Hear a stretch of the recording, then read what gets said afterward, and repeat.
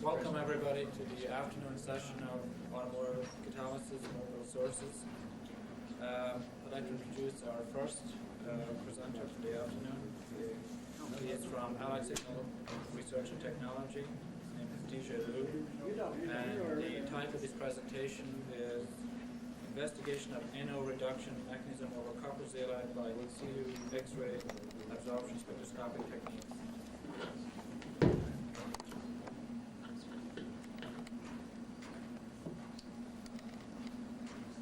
Good afternoon.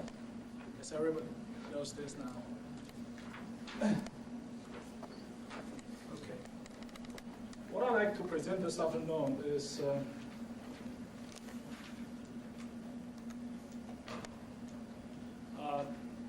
it's basically a summary of some of the work we did on magnetic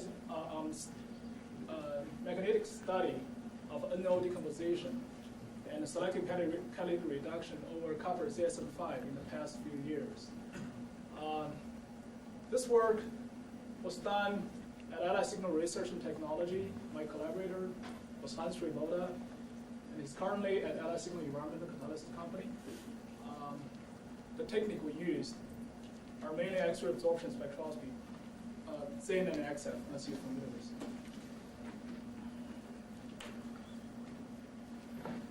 There is an enormous amount of work currently available in terms of study of mechanism of NO reduction over copper ZSM-5. Perhaps those studies are mainly concentrated in two main reactions. One is direct NO decomposition, where NO react over heated copper ZSM-5 decomposed to N2 plus O2. Another reaction is selective catalytic reduction by hydrocarbon, which is more useful in practical application. And this involves NO interact with hydrocarbons such as C2 and C3, and with excess amount of oxygen to form N2 plus the other stuff. Okay, now, what is the difference and similarities between decomposition and selective catalytic reduction? From our point of view, we like to answer the following question. For example, does Cosine indeed exist during NO decomposition and selective catalytic reduction in the excess amount of oxygen? What is the electronic and coordination structure of the active site? What is the temperature profile of Cosine if it indeed exists during the reaction, and how it related to very different reactions? Is there any difference between selective reduction and non-selective catalytic reduction? Is there any difference between alkane and alkene in terms of contributing activity? Now, what is the effect of oxygen? After all, is there a redox mechanism existing? I have to admit this is kind of a setup, because I pick up many possible questions you need to ask in terms of understanding mechanism, because this set of questions we believe we have certain answers.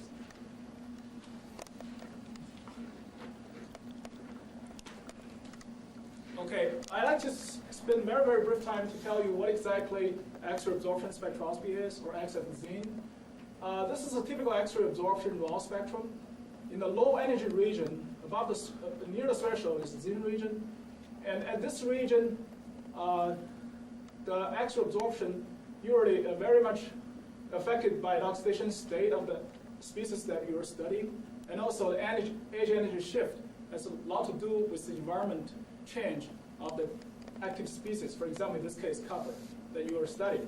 XF region is this part of the energy region. You're basically it provided a coordination shell structure. For example, the number of the atoms surrounded and the shell radius, and through a Fourier transformation.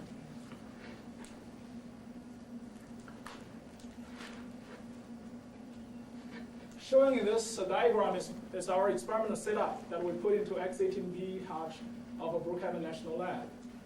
And this is a centerpiece, which we have a reactor can be heated at any temperature between liquid nitrogen temperature up to 800 degrees of centigrade. We basically pack copper ZSM-5 into this reactor and flow the reaction gas through it. Depends on what kind of treatment we like to have this, we can either send pure helium to do a so-called auto-reduction, or using air to calcine, NO, N2 to direct decomposition, or mix with hydrocarbon to do a selective catalytic reduction. We can monitor the product at exit, for example, NO decomposition. We can, using a second stage selective catalytic reduction, to react with oxygen, generate this reaction, and monitor the reaction rate of NO decomposition. And therefore, we can study the X-ray absorption spectroscopy as well as the catalytic activity at the same time.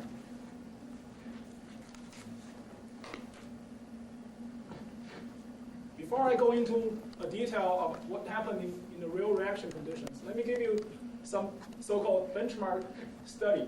We basically have to establish a few states of copper in copper ZSM-5. What it look like, at what temperature, at what condition. The first thin spectrum is the catalyst that we prepared after ion exchange and calcination in dry air, but left in the room temperature and in the room air for a period of time. What you can see here is basically copper in this full oxidized state.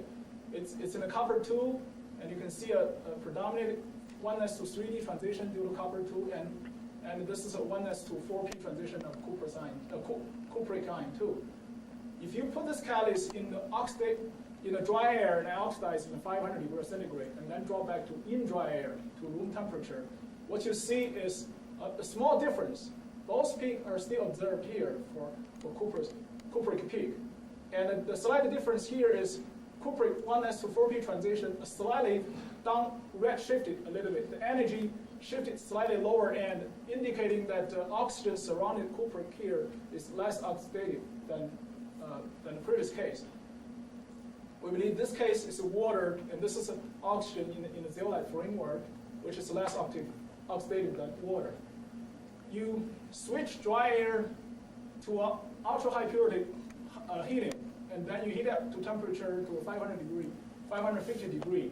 And what you see is a really dominant cuprous 1s to 4p transition, which is in the 5 eV region, and shows very, very strongly in this case. And this actually set up a benchmark for our next phase study. Basically, we use this peak constantly to identify the existence of cuprous versus cupric and quantify it. This peak, this is a corresponding XF, what we call the radial distribution function that's obtained from XF. And you can see that as this sample, you have almost 5 oxygen surrounded copper with a random distributed structure. You can't see any higher shell structure. After calcine in dry air, you're not only seeing reduction of oxygen surrounded copper, also you see a higher shell structure. Down clear shows up, and this really indicated the copper started anchoring down on the exchange side of copper ZSM-5. What happened after auto reduction? You actually drop your oxygen coordination number from 4 to almost 2, and it actually copper now is in the most it's in the cuprous state and has its most preferable structure, which is dumbbell structure, has 2 oxygens surrounding the copper in the middle.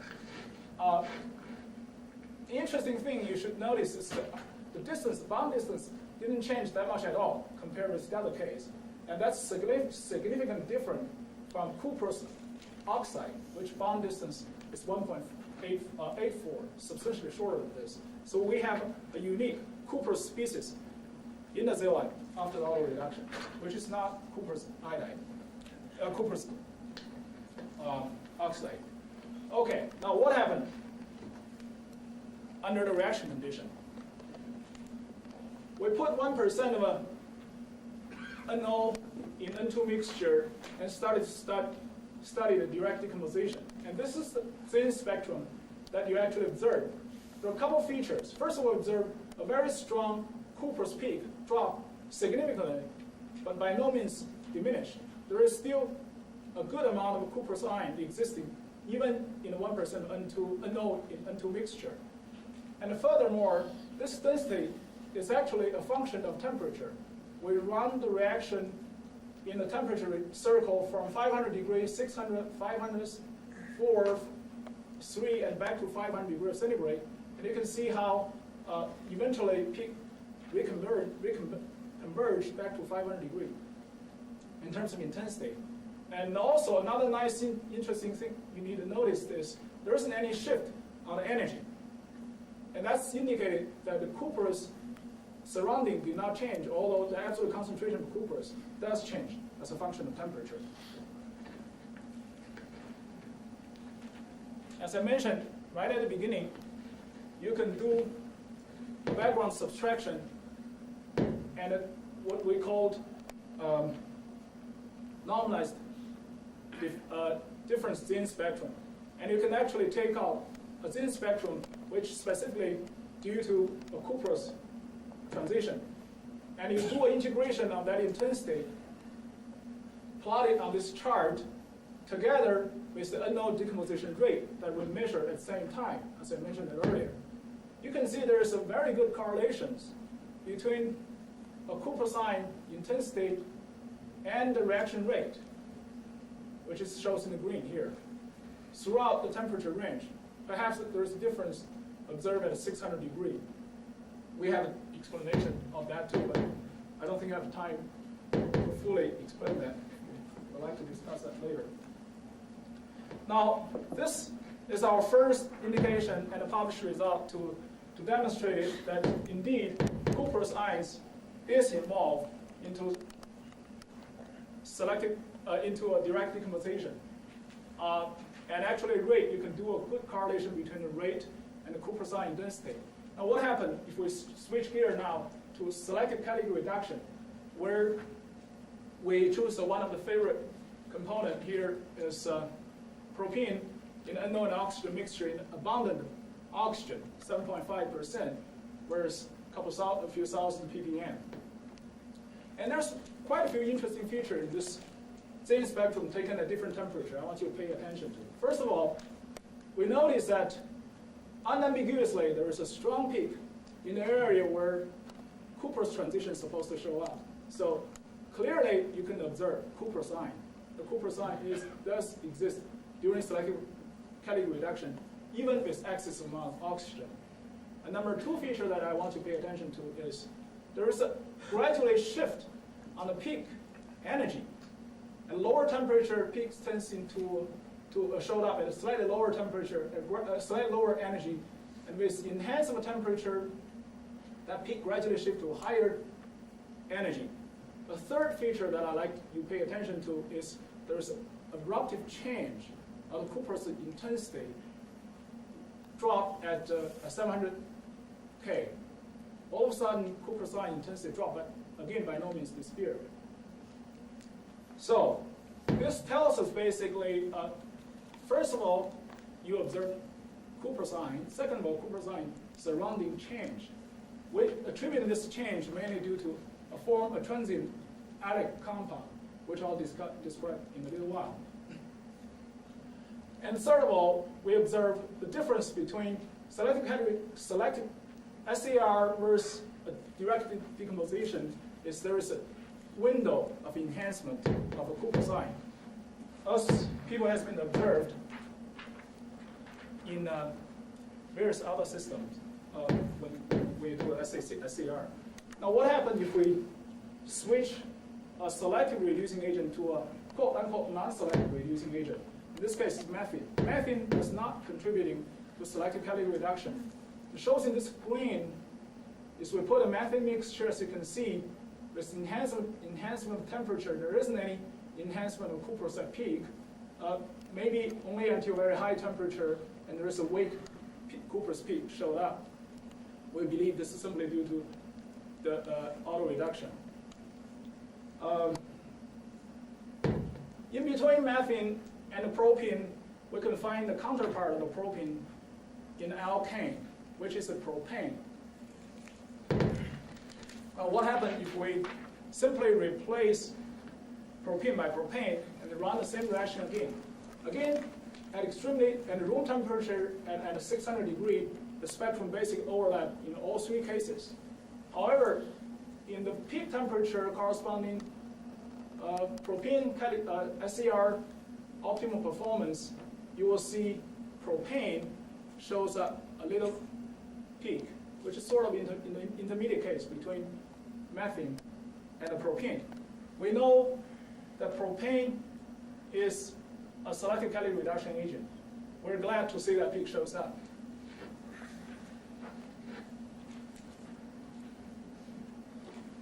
Now, how does that correlate to reaction? Let me first of all plot the intensity of cuprosine variation as a function of temperature for propylene, methane, and the propene. They all present, propene and propylene present a narrow window between 500 to 700 K. However, in the case of methane, there isn't any window of enhancement. Rather, there's a continuous growth of a cuprosine concentration that's enhanced with temperature. Now, how does that correlate to NO selective catalytic reduction?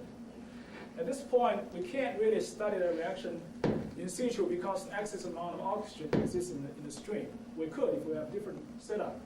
But in this particular case, we just borrowed the data from, I'm sorry for the overlap of transparency here, from Iwamoto and Hamada. This published in the Catalysis Today. Point by point, we normalize their data and overlap with our spectrum.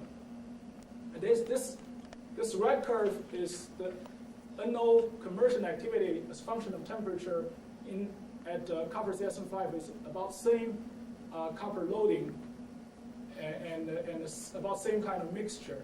They actually, you can actually see that reasonably good correlations between our observed cuprosine intensity with their activity. Now, I don't want to make a claim here that we find a perfect correlation. I think it's wrong because in any practical purpose, and we actually may have a different space velocity and other things which will generate a shift between their data and our data. I just want to put this up as a for a demonstrative purpose to tell you that indeed, although selective catalytic reduction has totally different temperature profile as direct decomposition case, and you can still observe a correlation of cuprosine versus the reaction rate,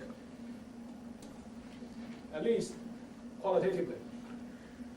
Now, enough of oxidation state argument and cuprosine interchange between the zeolite. What happened to the local structure of copper during the reaction? I want to switch gear back to direct decomposition case. The blue curve here is copper ZSM-5 under exchange, 50% exchange. And the red one is 150% exchange, or we call it excessive exchange. I know over exchange become politically incorrect, so I put excessive exchange. And as you can see, that indeed, for under exchange, we know that the catalytic activity is really minimal for this catalyst under direct deposition case. If you look at catalyst, if you look at copper, copper pretty much shows a fully coordinated oxygen in the first sphere and a clear second sphere, which corresponds to silicon in the zeolite framework. It's basically telling you copper didn't change as much, except sitting tightly on the zeolite framework and not moving as much. If you look at over-exchange or excessive exchange, which is indeed active in the direct deposition case, you see a clear reduction of the first shell intensity as well as the second shell intensity. As a matter of fact, we did an analysis on this, and basically this will give us a composition of 30% cuprous versus 70% of cuprate. Nothing new, but to indicate that over-exchange tends to give you more cuprosine, and which also somehow corresponds to the activity of excessive exchange versus under exchange. Now, what happens to the structure of a copper in copper ZSM-5 during SCR by propene? A room temperature structure is what we described. well coordinated, anchored on the zeolite, nothing new. But at the peak of SCR reaction, which is basically 400 degrees centigrade, you see a drastic change of the first shell structure. As number of oxygen surrounding copper drop from practically 4 to practically 2. You go up, temperature further up, and you overcome the hump, your oxygen grow back very quickly. It's about 3.4 oxygen on the first shell, and that means the structure of a copper changed back, the local structure of copper changed back at the end of the high end of the temperature. Okay, now I'd like to describe to you very briefly what's the effect of oxygen in both cases again. Now I'm switching gear back to a selective catalytic, a direct decomposition, which we put 1% of NO in N2. And this spectrum is basically the same as the Cosine spectrum I presented to you earlier, except I removed the background. So for you, for the clarity of the spectrum. In 1% NO in N2 mixture, this is 150% exchange copper in copper ZSM-5. You see a pretty strong Cooper's peak. However, this peak was suppressed drastically when you ate 4% of oxygen in the stream. We know that oxygen in direct decomposition case will suppress the catalytic reduction activity. And you find evidence on the Cooper's ions too. The Cooper's ion concentration also reduced. By removing oxygen away, restored to the original gas mixture, you'll keep growing back. So Cooper's ion can recuperate itself, so is the decomposition activity when you add and remove oxygen from the stream. What happened in the SCR case? The top trace is a propene oxygen NO mixture. The bottom trace is a propane mixture. In the propane mixture, propane tends to react very easily and quickly with copper. Therefore, even with enhancement of oxygen versus hydrocarbon ratio up to 50 to 60, you only see a minor reduction of Cooper's ion peak. In the other case, propane, the reduction is rather drastic, but by no means is that drastic. It will be interesting to correlate this intensity change with the change of oxygen versus hydrocarbon ratio, and then see how this corresponds to a real reactivity. Okay. Now this is the mechanism that we proposed for NO removal. For direct decomposition, I think the first step is generate this active site, which is generated through auto reduction and elimination of oxygen. And then this will further react with NO to reoxidize back and generate N2. There are a lot of things I omitted in the middle. I also want to emphasize, I put this one here as active site instead of active intermediates. You should make clear distinction between the two. In the second case, SCR case, there are two channels. At lower temperature, you form an addict compound first, and this addict compound basically moves partial oxygen, meanwhile grow the chain somewhat. And furthermore, this intermediate, this active site will react with NO and all oxygen and remove N2 and form CO2 and water. At a higher temperature, however, the propene or other hydrocarbon actually take over and reduce this oxygen very quickly and form active site, basically pretty much the same as in the decomposition case. The only difference here is we're using an excess reducing agent.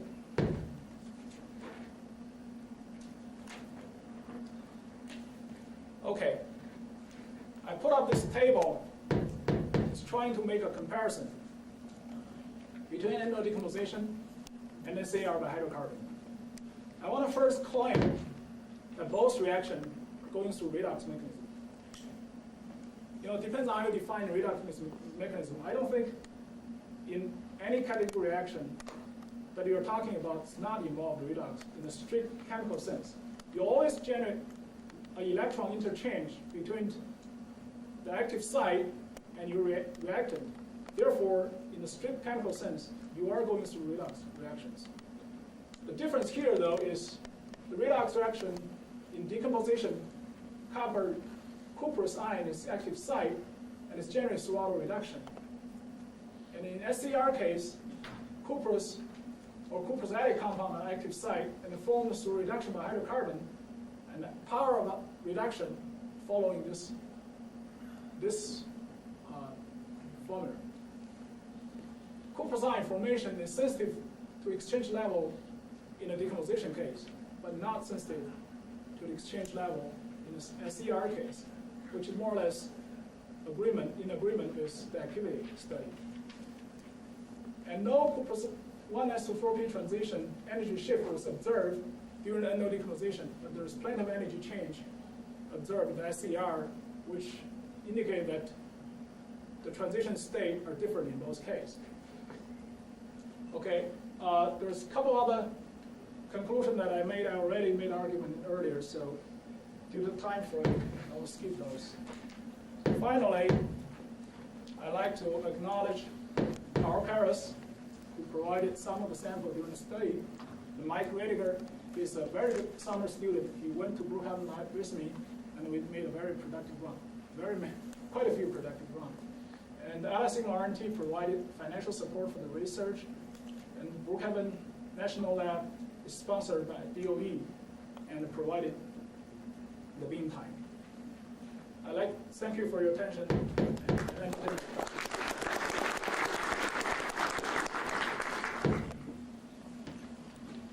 We have time for a couple questions.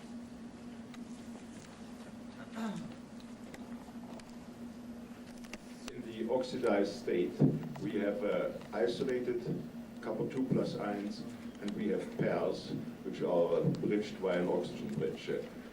When the catalyst is heated, I think there's agreement. The first deduction is that this oxygen of the bridge is released, and then we have pairs of copper 1+ ions. At higher deduction, we may have isolated copper 1+. If you say copper 1+ is decisive for the mechanism, can you distinguish between the copper 1+ in these pairs, which are easily redoxed, or isolated ions? In principle, we can. In practical, it's getting a little bit difficult because you have to realize that it's extremely difficult to study those transition active site under a typical liquid nitrogen temperature static conditions. This thing only exists under reaction condition. And I couldn't oversize the importance of in situ study. You will not observe this by any means if you want to freeze this catalyst in an intermediate state or do anything. It will only shows up during the reaction, during the actual reaction conditions. That poses a difficult to answer the question because you have to observe those in elevated temperature, and higher shell structure tends to get lost because of the by-water interactions. I think if you do a very, very careful study, there is still a way that you can dissect the higher shell structure and get back to your answer to whether there's oxygen-copper layout. But at this point, I can't answer the question confidently.